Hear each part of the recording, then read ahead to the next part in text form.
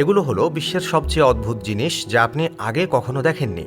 1 নম্বর, super glue ফাঁদ।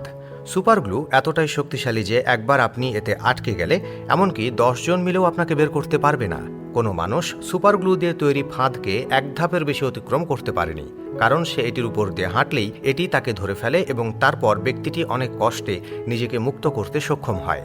প্রকৃতপক্ষে এটিতে এমন এক উপাদান রয়েছে যা তাৎক্ষণিকভাবে যে কোনো কিছুতে লেগে যায়। 2 নম্বর, পলিউরেথেন ফোম। পলিউরেথেন ফোম হলো একটি বহুল ব্যবহৃত সিনথেটিক ফোম যা পলিউরেথেন পলিমার থেকে তৈরি হয়। এটি হালকা, নমনীয় এবং শক্তিশালী উপাদান যা বিভিন্ন শিল্পে ব্যাপকভাবে ব্যবহৃত হয়। এটি একটি খুব আশ্চর্যজনক ফেনা যা কোথাও একটু ঢেলে দিলে প্রসারিত হতে শুরু করে। এটি আমেরিকা ও রাশিয়ার মতো দেশে প্রচুর ব্যবহৃত হয়। এটি একটি বাড়ি তৈরির জন্য খুবই দরকারি, কারণ একটি ছোট গর্ত এবং ফাটলগুলি পূরণ করে আর তার খরচও কম। তুষারময় এলাকায় এটি ঠান্ডা বাতাসকে ঘরে প্রবেশ করতে বাধা দেয়। 3 নম্বর, নমনীয় হাতুড়ি। আজকাল অনেক দেশে এই ধরনের নমনীয় হাতুড়ি ব্যবহার করা হচ্ছে যা দেয়াল ভাঙতে অনেক সাহায্য করে। কিন্তু সাধারণ হাতুড়ি দিয়ে যখন দেয়াল ভাঙা যায় তাহলে এগুলো ব্যবহার করা হয় কেন? আসলে নমনীয় হাতুড়ির খুব ভালো সুবিধা রয়েছে।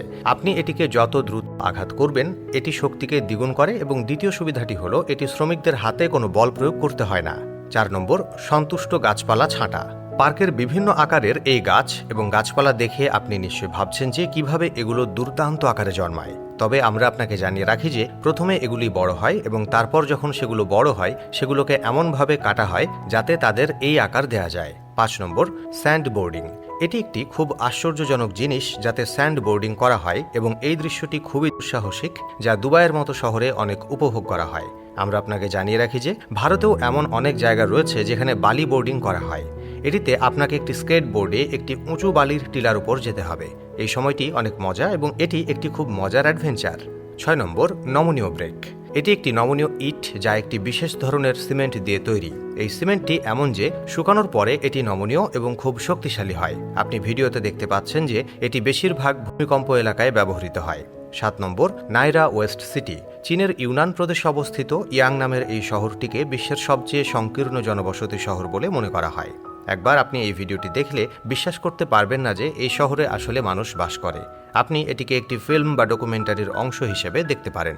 যদিও এটা তেমন নয়। এই শহরের অস্তিত্ব, এই পৃথিবীর মাঝখানে প্রবাহিত নদী, এই উভয় তীরে উঁচু ভবনগুলো শহরটিকে সবচেয়ে অনন্য করে তুলেছে। প্রিয় দর্শক, এর মধ্যে কোন বিষয়টি আপনার সবচেয়ে বেশি ভালো লেগেছে সেটি কমেন্ট করে জানাতে পারেন। এসব কাজ অদ্ভুত মনে হলেও এগুলো আসলেই বাস্তব এবং অনেক জায়গায় বেশ জনপ্রিয় বটে। কোন কাজটি সবচেয়ে মজার লেগেছে সেটাও কমেন্ট করে জানাতে পারেন। ধন্যবাদ।